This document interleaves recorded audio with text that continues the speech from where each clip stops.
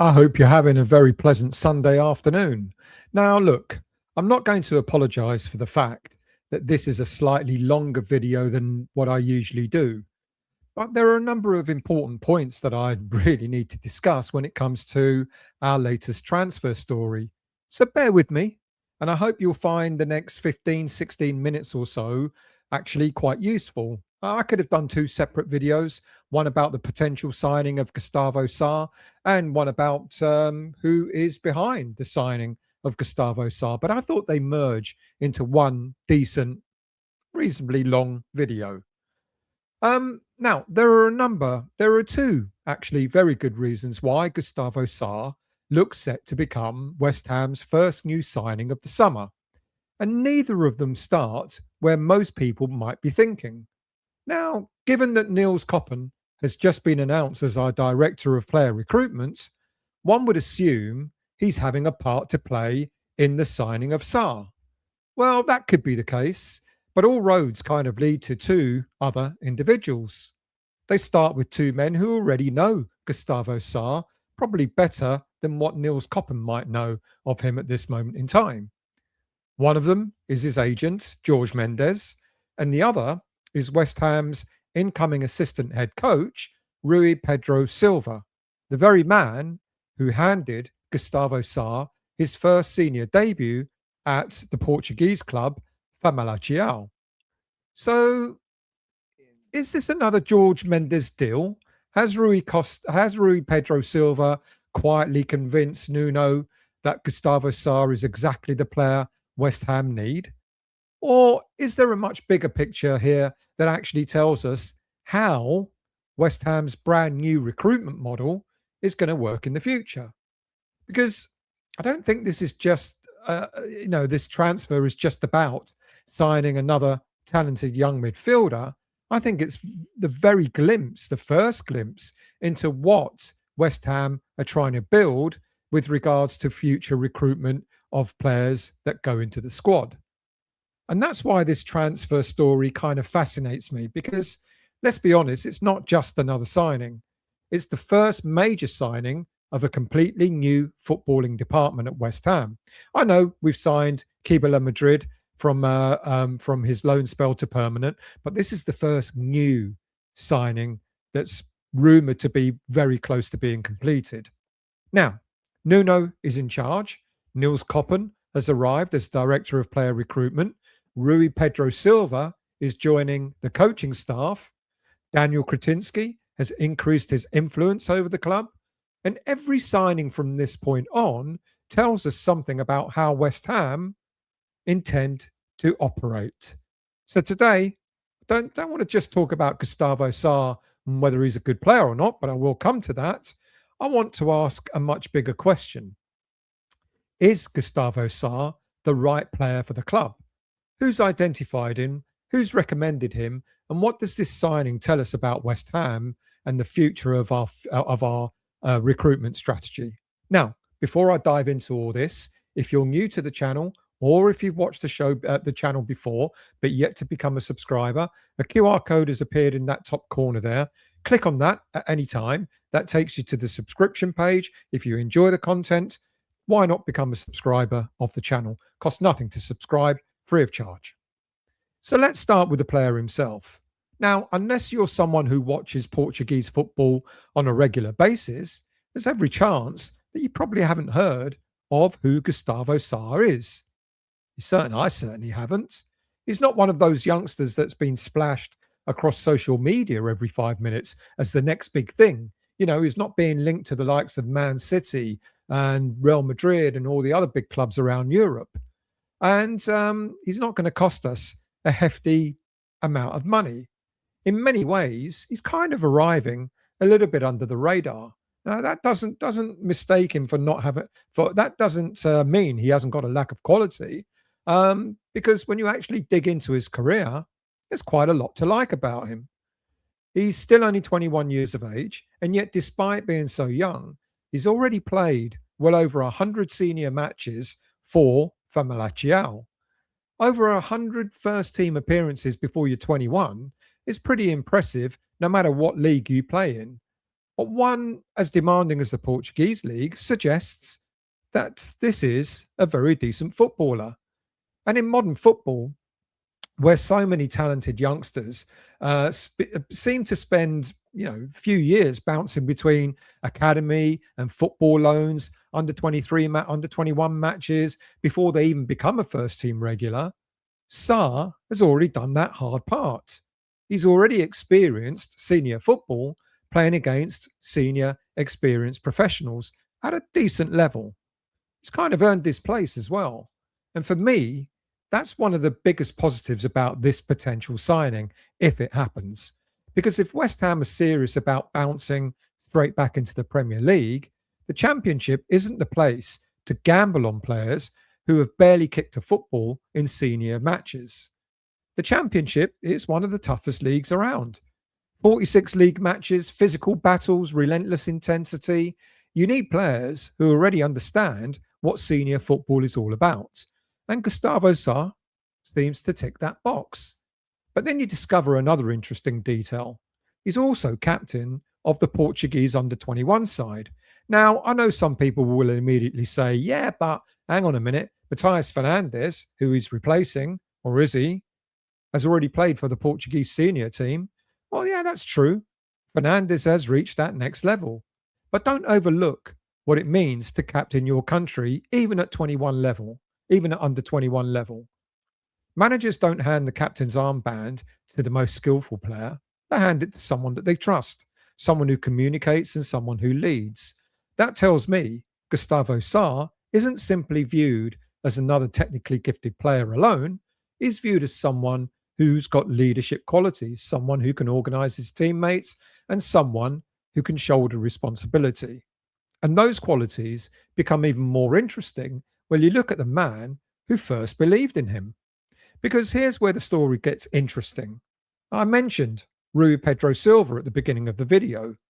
Rui Pedro Silva was manager who actually handed Gustavo Sa his senior debut at Famalicão when the player was just 17 years of age. Now, I'm not going to sit here and tell you that it was Silva who personally recommended Sa to West Ham. There's no evidence to suggest that. But equally, you'd have to be incredibly naive to think that Silva's opinion wouldn't carry any weight. If you're Nuno and you're discussing someone like Sa around the recruitment table, what are you going to trust more? A scouting report or the coach sitting beside you who's actually worked with the player every day? That's a huge advantage for West Ham. Silva knows what will make this player tick. And given that Silva's likely to be coaching Sa if we sign him, that's hugely beneficial. Now, if Silva has the level of insight into Sa, then suddenly this starts looking like much more than just another transfer rumour. It starts looking like a player West Ham know about inside out. So let's actually talk about the football. Because after every transfer, there's one question supporters always ask. Is he going to be any good? And in this case, there's another question that kind of flows from that. Can Gustavo Sa replace Matthias Fernandes? Now, my answer to both those questions, is he any good and can he replace Fernandes, are both yes and no. I know that sounds like I'm sitting on the fence, but let me try and explain. He can replace the player at West Ham that we've just sold to Spurs, absolutely. But can he replace Fernandes as a footballer? No, not necessarily. Because I don't actually think they're the same type of player. I think that's one of the biggest misconceptions around this deal, if it happens. The easy comparison is obvious. They're both Portuguese, they're both creative midfielders, they both represent Portugal at under 21 level, they're both around the same age, and they're both regarded as two of Portugal's brightest young talents. So naturally, everyone assumes West Ham have sold one Portuguese player and gone in to buy another. But it's not that simple. Matthias Fernandes kind of was a bit of an engine in the West Ham side. Good on the defensive side, good on an attacking duties, kind of inspired others around him to up their game. Now, Gustavo Sa can certainly play deeper if he's asked to, but that's not where I think you'll see the very best of him. His game is very much about what happens in the final third of the pitch. He's a player that likes receiving the ball between opposition's midfield and defence. He wants to turn, drive forward, commit defenders, and slide those clever passes into attacking runners. And you combine quickly around the edge of the penalty area. And perhaps most importantly, he wants to get himself into goal scoring positions himself. He's constantly looking for opportunities to arrive late in the box, and that's a really valuable quality because defenders often lose track of those kind of midfield runs. Now, those are runs that should create goals. Now, statistically, Gustavo Sa isn't arriving with eye-watering numbers. His goals and assists won't immediately jump off the page, but I always think that you've got to be careful when you judge young midfielders purely by statistics. Context matters. He's been playing in a team, in the Famalicão team, that hasn't dominated possession every single week in the Portuguese league. He's been learning his trade in a competitive league, and at 21 years of age, he is still developing. What's impressed me more than the raw numbers is the variety in his game. He's comfortable receiving the ball under pressure. He's technically very clean. His first touch is very, very good. And he kind of scans the pitch before receiving possession. That's something coaches absolutely love because it means that that player is thinking one or two passes ahead. His decision making, particularly in tight spots, is generally very good. And he's got the confidence to play forward rather than sideways. He's an attacking minded midfielder. And that is exactly the type of football that Nuno wants. People sometimes think of Nuno's teams as purely defensive. I actually think that's a bit unfair because when the opportunity is there, especially on the counter attack, he wants his teams to move quickly, to break lines, move with the ball with purpose, not just keep in possession for the sake of it. And that's one of the reasons why Gustavo Sa makes an awful lot of sense. Now, let's talk about one of the biggest concerns. Can he cope with the championship? Because this league is unlike others. You don't get much time on the ball. You don't get much sympathy from referees, and you certainly don't get an easy afternoon against big, brutal defenders. And that's probably the biggest question about Gustavo Sa. It's not about his ability, but his physical adaptation. The Portuguese league is highly technical. The championship is physically demanding. You'll go from playing on immaculate pitches in Portugal to battling through heavy conditions in the middle of winter at places where it does feel like a battle. And that kind of adjustment is going to take time. We've seen plenty of technically gifted players who struggle with that kind of environment. But here's where I'm optimistic. As I've kind of already alluded to, he's already shown resilience. He's played over 100 senior games. He's already dealt with the expectation that comes with being one of Portugal's brightest young midfielders. He's not arriving as a wet behind the ears 18-year-old academy graduate who's never experienced pressure. He's arriving with proper football experience behind him. And that's another thing I really like. He works. Modern football demands creativity, but he works hard. And you watch him when Gustavo Sa loses possession of the ball, he doesn't just simply throw his arms up in the air, like a Brazilian player we once had, but he tries to go back and win the ball back. So he presses, he tracks runners, he understands that attacking players have got defensive responsibilities as well. Now that alone will earn him plenty of favour with Nuno. Don't get me wrong, he's not the finished article, far from it.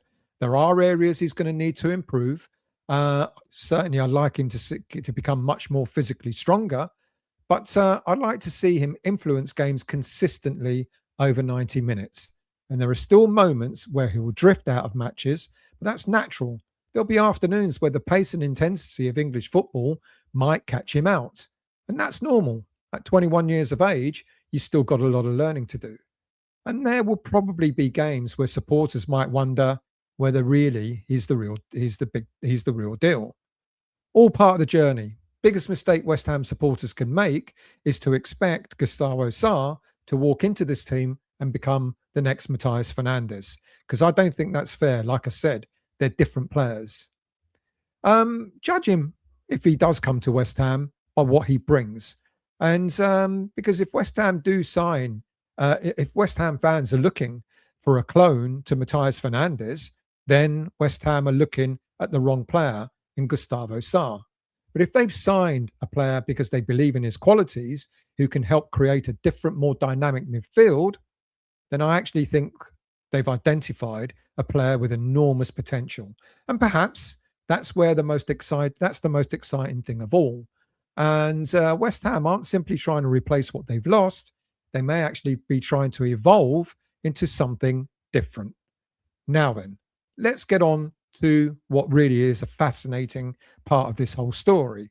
Because in my opinion, Gustavo Sa isn't really the biggest story here.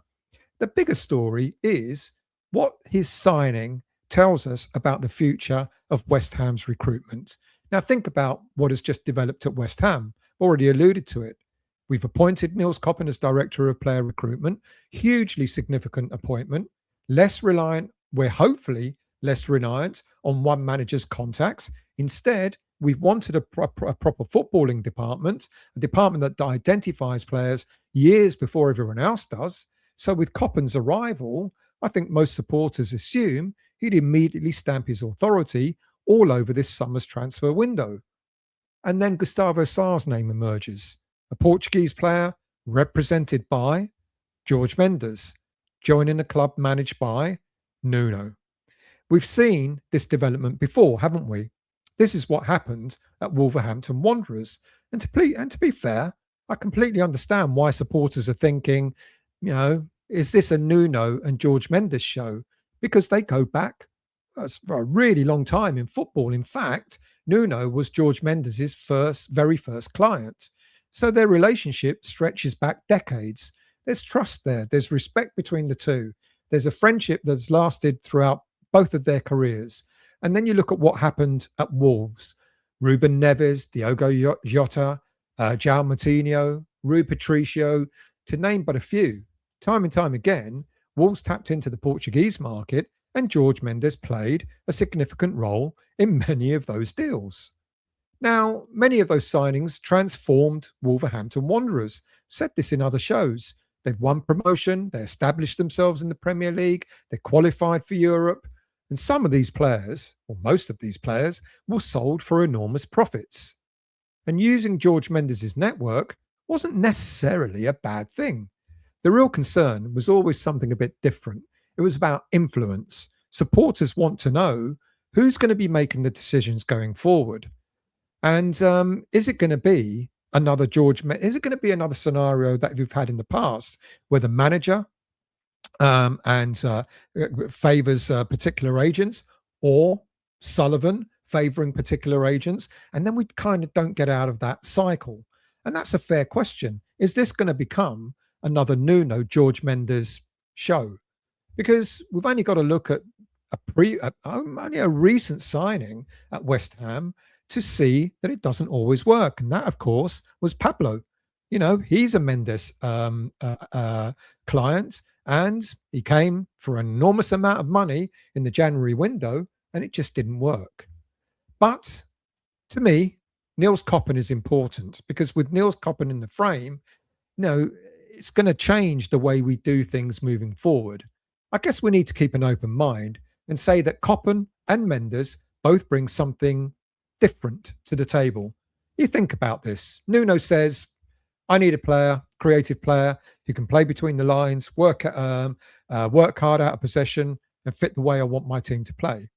That's the tactical brief. Then Niels Koppen will go to his recruitment department and analyze a number of players, build a shortlist, studying through the studying of data, speaking to contacts, and so on. And then comes Mendes. Silva has come along and probably recommended Sa first-hand experience of the player. And given that Sa happens to be represented by Mendes, Mendes will just happen to facilitate the deal, rather than the player being a Mendes recommendation himself. So, if Sa is a Silva recommendation, Koppen and his team have substantiated Silva's recommendation with the stats, and Mendes is simply there to close the deal, there's no conflict, I guess. Because maybe that's what's just happened here. Maybe Nuno likes the tactical fit of Gustavo Sa, maybe Coppen's recruitment team have shown the data and have said, absolutely, this is the right player to go for. Maybe Rui Pedro Silva says, I know this lad, trust me. And maybe George Mendes has simply made the transfer happen. If that's the case, then this isn't a Mendes signing and it isn't a Coppen signing. It's not even a Nuno signing. In a way, it's not even a Rui Pedro Silva signing. It's a West Ham United signing. I actually think the biggest takeaway from this whole story is this. For years, we've spoken about wanting West Ham to be properly run, especially when it comes to transfers. Not a club that lurches from one manager to another, not a club that tears up its recruitment strategy every time a head coach changes, but a club where everyone is pulling in the same direction. And maybe, just maybe, this is the first example of that new structure working exactly as it should. Of course, one signing doesn't prove anything. The real test comes over the next 2 or 3 signings or the next 2 or 3 transfer windows. If every major signing suddenly comes through George Mendes, then supporters were right to start asking those questions. But if we see players arriving from different leagues, Coppen, for example, is greatly influenced by the Belgian league, Scandinavian leagues, etc., etc. And if we start seeing different agents being used, different markets being looked at, all fitting into a clear footballing identity, then we'll know that West Ham have finally built the recruitment model supporters have been crying out for. As for Sa himself, I quite like the idea of this deal. He's young enough to improve, experienced enough to contribute straight away, and for 20 million euros, 17 million pounds, he's not coming up with a huge price tag. So he's got room to grow, room to develop, and his price could go up in value as well. And most importantly of all, he's got people inside West Ham who already know exactly what sort of footballer he is and what sort of person he is. Nothing in football is guaranteed. He's going to need time. He's going to need the support. He's going to need the supporters to judge him on his own performances. But rather, don't want him to be compared to Matthias Fernandes because they are different players. But if he develops the way many people in Portugal believe he can, West Ham may have secured one of the Championship's standout midfielders way before a ball has even been kicked. Wouldn't that be the perfect start to our brand new era? So over to you now. What do you think about the Gustavo Sa story? Would he be the right signing for West Ham? Do you think he'll cope in the Championship? And the biggest question of all, do you think West Ham is really building the new way of working? With Niels Coppen, Nuno, and George Mendes may certainly have a say or an influence or a role to play in the signing of new players. Would that be such a bad thing if they're all sitting around the same table agreeing on similar sort of targets? I don't know. Tell me what you think. If you've enjoyed the show, a bit longer than the 16, 17 minutes I said, looks like I've been on 24 minutes, and my apologies for it being quite long. But if you've enjoyed it, hit the like button, become a subscriber of the channel by clicking the QR code, and hit the bell notification to let you know when I'm next on, and also hit the hype button to promote this video to other viewers on YouTube. Until next time, thank you for watching and listening. Have a great rest of the afternoon, and come on, England. Against Mexico, 1 o'clock in the morning. Going to be tough, but they can do it.